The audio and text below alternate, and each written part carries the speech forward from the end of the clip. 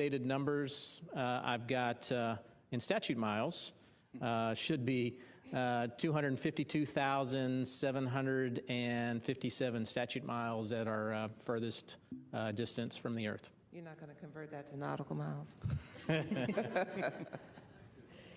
I think Howard's got an app for that. Yeah. Okay, we'll take our next question right here. Go ahead. Hi, Lauren Grush from Bloomberg. Thanks so much. I just wanted to go back to that helium issue you were talking about earlier. You said you isolated that one branch. Just wondering if there's any concern if the second branch that you're relying on now has a similar issue, or is that redundancy you mentioned earlier, would that kick in for this problem? And then I've just been listening to the loops, and it sounds like there have been various, I guess, sensor issues or issues that are cropping up that don't seem to be an issue, like there was a suspected cabin leak, caution alarms that were coming on, but then turned out to be false alarms. I'm just curious if you're sensing any pattern with that, or is that just random glitches for a test flight like this? Yeah, I'll start. Yeah, the other second branch on the oxidizer side is performing very well. No issues there. And so, again, that redundancy is there. And I said earlier, we do not need to regulate either on that line either for the rest of the burns. So I think both redundancy paths are in good shape. I would say, and I'll let Judd maybe talk some specifics. In general, Lakeisha said earlier, we're learning from this vehicle.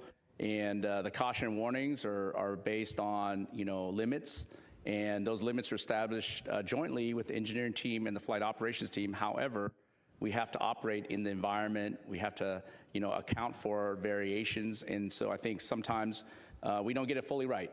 And when we don't, we correct it and we'll make adjustments real time where we can. And if we need to, we'll make adjustments for the future as well once we get all the data. So I think all those things are part of the learning that we're doing, and certainly good to keep the team on their toes and making sure that we're not only watching the systems very carefully, but we understand what the system is telling us, and we're adjusting based on what we understand from the data. Yeah, and I'll add to that. So it's important to remember on Artemis I, we didn't have a caution and warning system.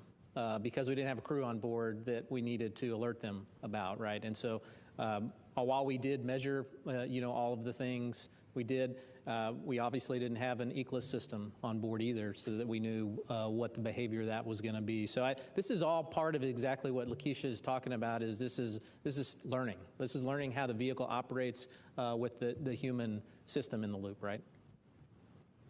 Okay, we'll go to Bill next. Hi, Bill Harwood with CBS News. This is a question I get asked a lot, and I'm